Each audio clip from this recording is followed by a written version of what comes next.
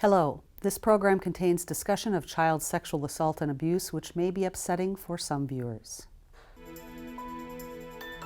Alaska Insight is supported in part by the Corporation for Public Broadcasting and by viewers just like you. Thank you. Moving beyond childhood trauma can be difficult, but it is possible. I'm not 100% healed, but still I suit up and show up every day, and I'm very effective at what I do, and I'm very proud of that. We'll hear stories of people taking control of their lives, finding healing and hope for the future right now on Alaska Insight.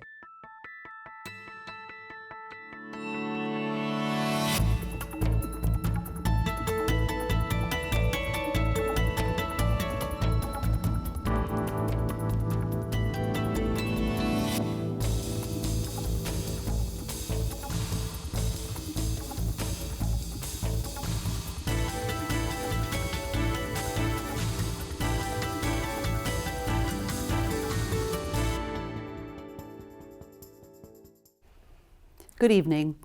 Leading a happy, healthy, and productive life should be available to all of us, and it is. But sometimes the path to it can be buried under years of trauma, abuse, neglect, and addiction. And those of us who have suffered abusive behavior in the past may have locked it down, tried to ignore it, or numb it through alcohol and drugs. But sharing our experiences, the good and the bad, can be a powerful start to healing, forgiveness, and a life with less pain. Tonight we'll talk with Alaskans who have done just that and hear how their bravery has helped them find a happier life. But first, here are some of the top stories of the week from Alaska Public Media's collaborative statewide news network. State lawmakers pre-filed more than 80 proposals for new laws and constitutional amendments ahead of the start of the 34th Alaska Legislature, which is slated to gavel in on January 21st. They cover a wide range of topics, but topping the list is a key campaign issue, reviving a pension system for state and local government employees. Senate Majority Leader Republican Kathy Giesel of Anchorage pre-filed a bill that would replace the current 401k-style defined contribution plan for new employees and offer current workers a chance to switch. She says it's identical to her bill from the previous session, which passed the Senate but failed to advance in the Republican-led House. Representative-elect Chuck Kopp, who is slated to be the House Majority Leader, said in an interview he expects a similar proposal to be a priority in the House. 50 people experiencing homelessness died on the streets of Anchorage last year. That's 2 fewer people than in the peak in 2023, but still far exceeds the number of deaths in the years before that. These outdoor deaths are counted by the Anchorage Police Department and include everyone who died outside without a permanent address. According to APD, shelter access was a big factor behind outdoor deaths over the last 2 years. Many of the people who died also showed evidence of drug or alcohol use. In a written statement, Mayor Suzanne LaFrance said her administration's top priority is reducing the numbers of unsheltered people. Following a Senate Armed Services Committee hearing with Pete Hegseth, President-elect Donald Trump's pick for Defense Secretary, Alaska senators appear split on Hegseth's qualifications. Republican Senator Dan Sullivan enthusiastically endorsed Hegseth after receiving positive answers from him about Alaska's strategic importance, while Republican Senator Lisa Murkowski says she met privately with Hegseth last month to ask him about the 2 veteran organizations he is accused of mismanaging. Murkowski isn't ready to say how she'll vote on Hegseth, but she noted in an interview she will likely have more questions for him during a hearing on the Senate floor. She also said that Hegseth appears to be drawing the most constituent attention in her office. Before a confirmation vote on the Senate floor, Hegseth must be approved by the Armed Services Committee, with a vote likely happening next week. You can find the full version of these and many more stories on our website, alaskapublic.org, or download the Alaska Public Media app on your phone. Now on to our discussion for this evening. What's common becomes normal, and what's normal becomes habit, whether that's good or bad. If it's common for a child to be hit at home, the likelihood of that child continuing that behavior with their own children is higher, unless they get help and gain the understanding that being hit isn't normal and shouldn't be common for anyone. But how can someone know that abusive behavior isn't normal unless people speak up and share their own experiences? That lets others know they are not alone. don't need to feel ashamed of the bad things that happen to them, and most critically, that they can choose a different, healthy, and nurturing path for themselves and their families. The Lived Experience Project of the Alaska Children's Trust helps survivors of trauma share their stories of pain, addiction, and loss, but also resilience, connection, and sobriety. We'll hear about the support that is available for people to turn surviving into thriving, starting with this story from Rob, who as a young boy survived the brutality of a family member. He said he thought the beating would kill him. I think that a part of me did die that day. My sister and I, we were in foster care for a very brief time. There's been a lot of healing since then. I recently visited him and we've got past this point, like our complete forgiveness. But what I realized is like I let him off the hook, but I never let myself off the hook. Came up in a conversation with my wife. She has done a lot of deep healing in her own journey, and we sat down and we were talking. There was a secret that I was keeping to myself about self-harm, about suicide. It's just crazy how things can be so wonderful on the outside, and then I have these moments where I just don't want to be here. And I carried this to myself for a very long time. She asked me, how old is this? And I just went right back to when I was 8 years old. And I went numb. She asked me, she's like, so what would you tell 8-year-old Rob today? You're gonna live. Yeah. Not only are you gonna live, you're gonna live well. That boom, everything opened up, the container expanded. I've been able to receive more, I'm able to give more. If you're hurting, there's healing is possible. Not only is healing possible, but you can become a very productive member of society. I never would have thought that I would be in a place where I'd be a deputy director of a nonprofit organization, dealing with people who've gone through the similar things that I've gone through. Yeah, I'm not 100% healed, but still I suit up and show up every day, and I'm very effective at what I do, and I'm very proud of that. And it's not over, and I'm looking forward to seeing what's next. Looking forward to what's next, feeling hopeful and positive about the future, something we want for everyone. Joining me tonight to discuss the Lived Experience Project and moving into the future in a healthier and happier way is Autumn Smith-Amy. Autumn is a Lived Experience storyteller and an advisory board member for the Lived Experience program. And Eliza Posner is the Director of Strategy for the Alaska Children's Trust. Thank you both for being here tonight. Thank you. Thanks for having us.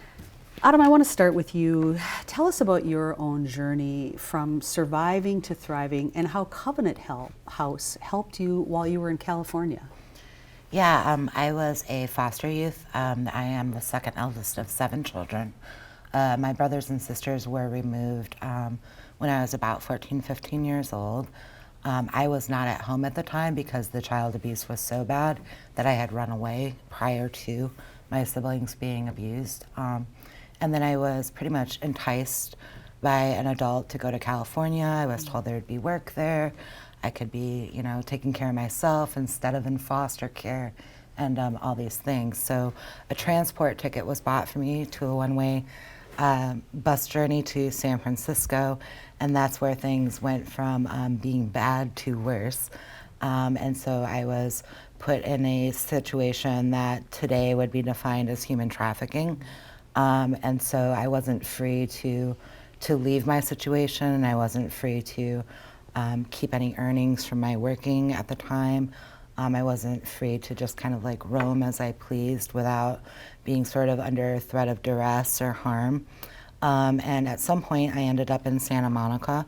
And when I was in Santa Monica, Covenant House of Los Angeles would drive around with vans and engage the homeless street youth, asking them if they wanted things like sandwiches or blankets. And at that point in time, I looked very unwell. And they asked me to come with them, and I actually initially argued with them. I didn't really know anything about Covenant House at the time, and I didn't know if they were basically safe people or my situation would be worse than what it already was. Hard to trust. And so what I think the best part of that story is that Covenant House insisted and kept pressing that I, get in the van with them. They would get me to shelter. They would get me safe. And I was basically standing there arguing, eating my peanut butter and jelly sandwich. And all of the homeless folks around me that were also waiting for sandwiches were saying things like, you need to go with them. You need to go home. They're going to help you. So I think it's kind of a myth that folks that are homeless are certain sort of have certain sort of challenges or aren't supportive of people getting off the streets or getting sober. Most of the homeless adults around me at that time were encouraging me to get in the van and to go home and to get help. So I think that if I had not met with a program like Covenant House in California, I'm not quite sure where I would be today. Yeah, well, I'm certainly glad they came that day and you quit arguing and went with them. Everyone's glad when I quit arguing. and so, Autumn, staying with you for a moment, you do national work in survivor-based leadership. Tell us a bit about that. Yep, I work with groups like Polaris Project and the National Human Trafficking Organization.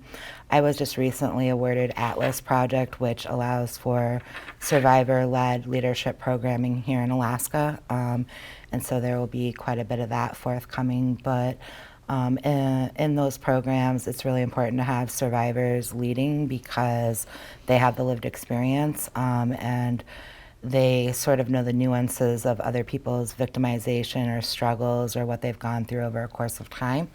And so it gives a better understanding to agencies on how to inform policy and make sure that things are programmed in a way that the trafficking survivors can be successful. Well, thank you for doing that work. Eliza, turning to you now, we featured the Lived Experience Project last fall on Talk of Alaska. As the stories have rippled out in the community, what has been learned about the best ways to support people seeking a healthier path for their future? I think one of the things that we've learned is that the best way to support survivors of child abuse and neglect is to ask survivors what they want and what they need on their healing journey.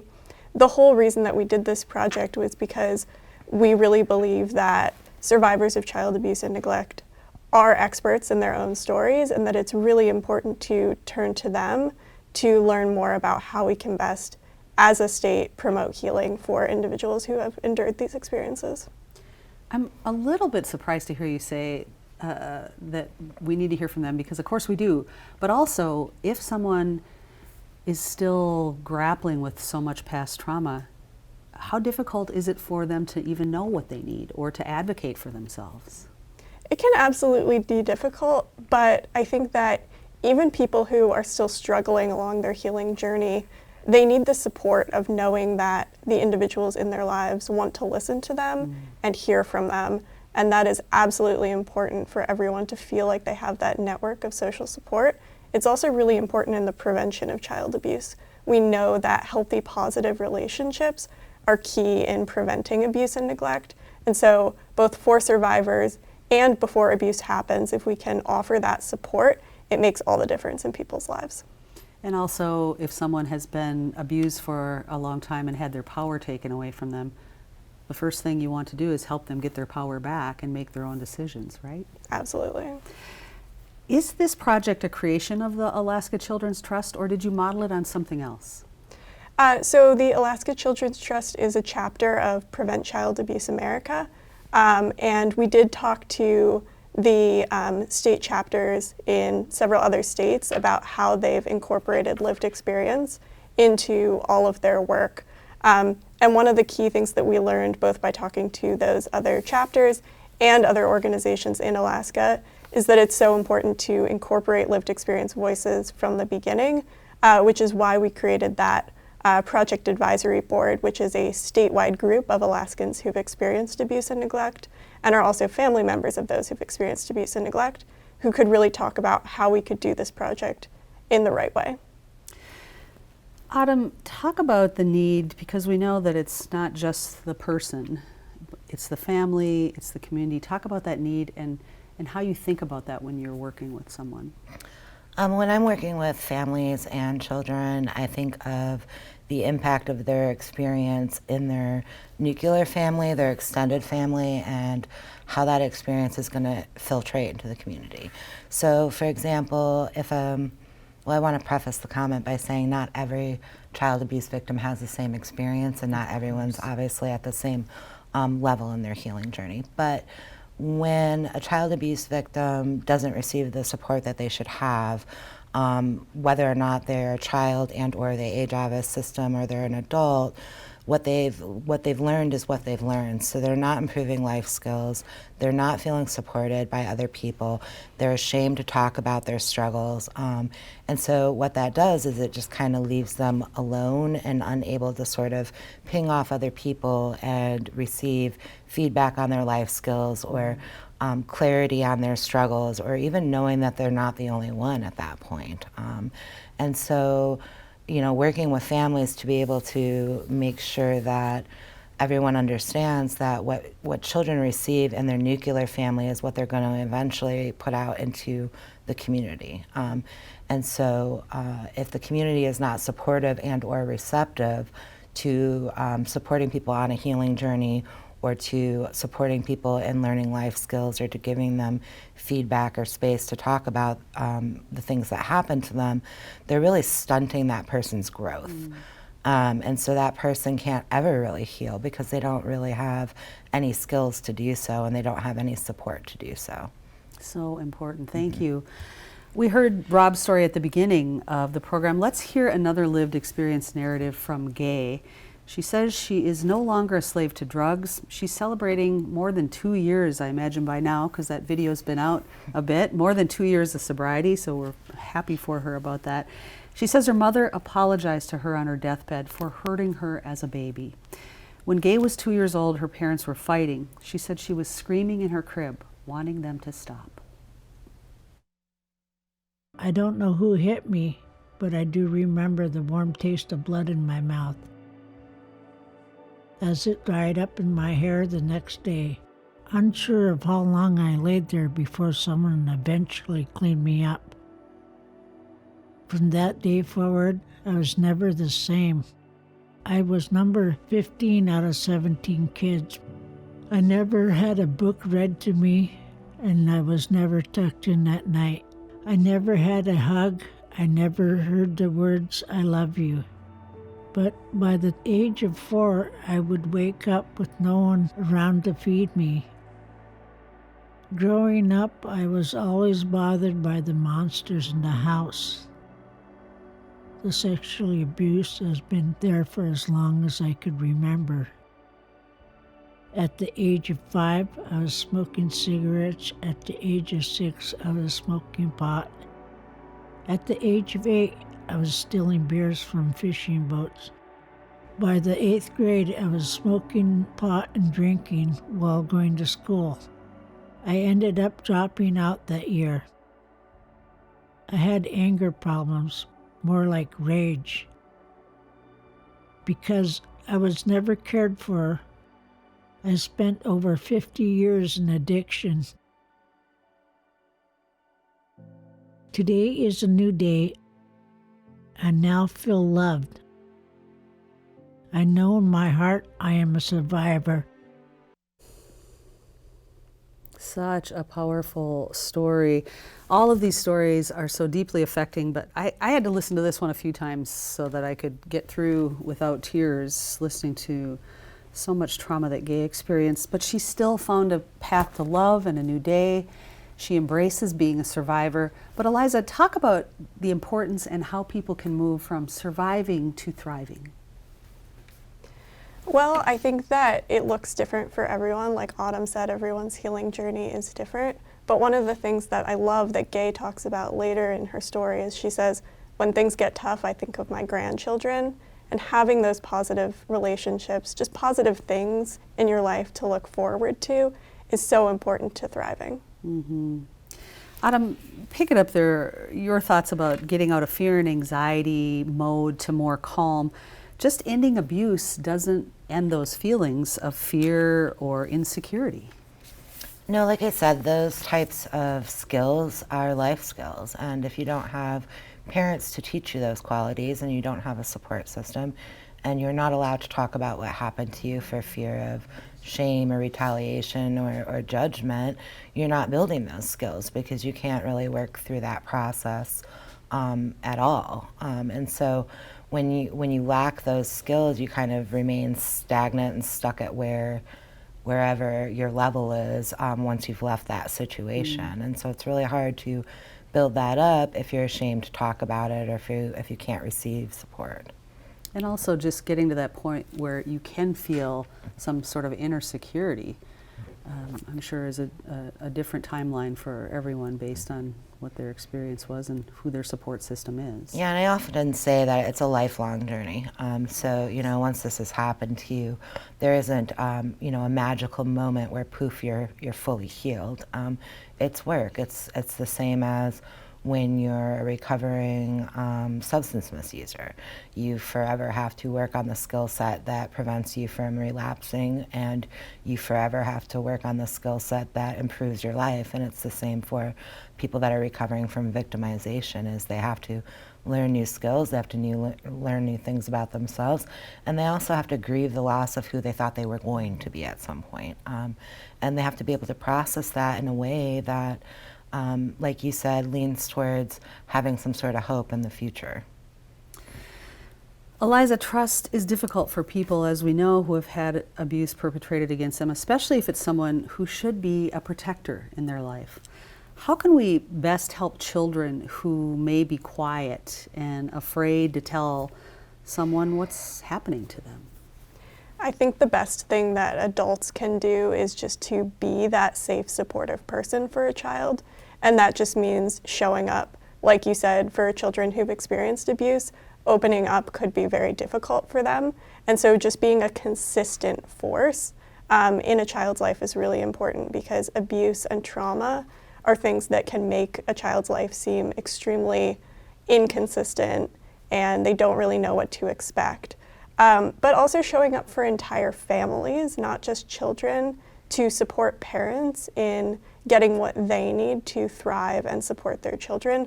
At the Children's Trust, we often say that the vast majority of parents do not want to hurt their children. They want to be good parents, but they often don't have the knowledge, skills, supports, and resources that they need to get to that place. And so we need to show up for parents as well. Yes, just as I noted in the beginning, what's common becomes normal. And so if they grew up in an abusive setting, they wouldn't know how else to raise their children. Eliza, how widespread do you think trauma and assault, sexual abuse really is in our state? I'm a survivor of violence, and I know many, many people who are, and many that likely have had that negative experience that just have not spoken about it. How much do you think there likely is, especially in our state? It's unfortunately all too common in Alaska, and we know that through data on things like adverse childhood experiences in the state of Alaska. But I think the more that we speak openly about the fact that it is too common, the better work we can do to reducing those statistics. Because even though this is a shared experience for many Alaskans, there still are not many places in our state where it's normalized to really talk openly about these types of traumatic events. And so with this project, we wanted to work towards helping survivors to really take the lead and break the silence so that we can talk about what survivors need and also what we need to prevent this moving forward. Adam, you talked a little about this earlier, that it's a lifelong journey, which of course we know it is. How has sharing your story, being able to talk openly about it, both helped and maybe at times set you back? In terms of helping over the course of time, as I've spoken more and more, I've realized that there are others that have had similar situations to me. And so that's sort of self-affirming that I'm not, victimized for something that I did. It's a victimization that many people share. So that has been affirming to just knowing that I'm not alone out there. And the other thing that has helped is that it has held space for people who are currently being abused and or aren't safe to speak on it, so that they can see somebody, and even if they can't talk about their experience or share their experience, they can see that there are other people that have gone through the same thing. And they can hear those words and feel affirmed for themselves that they're not alone out there. Where it has hindered me, though, is that a lot of assumptions are sometimes made in terms of, the abuse itself or the victimization, and or the progress that I've made, and or assumptions about my family. As I said, not all victims have the same sort of victimization or scenario. And everyone has a very unique sort of outcome that they have to work through. I still have a relationship with my family, for example, whereas some child abuse survivors don't. Just can't. Yeah. Yes. Well, I want to thank you both so much for the work that you're doing on behalf of all of us. Thank you. It's so important. Thank you for being here. As we heard tonight, in these stories of Alaskans stepping into the light of support and stepping away from self-blame and shame, overcoming past trauma isn't easy. It takes work. But living a life less burdened by past pain is worth it, and so are you. Seek help if you need it, and help others when you can. Healthier, happier lives create healthier, happier families and communities, and that helps us all. That's it for this edition of Alaska Insight. Visit our website, alaskapublic.org, for breaking news and reports from our partner stations across the state. While you're there, sign up for our free daily digest so you won't miss any of Alaska's top stories of the day. Thanks for joining us this evening. I'm Lori Townsend. Good night.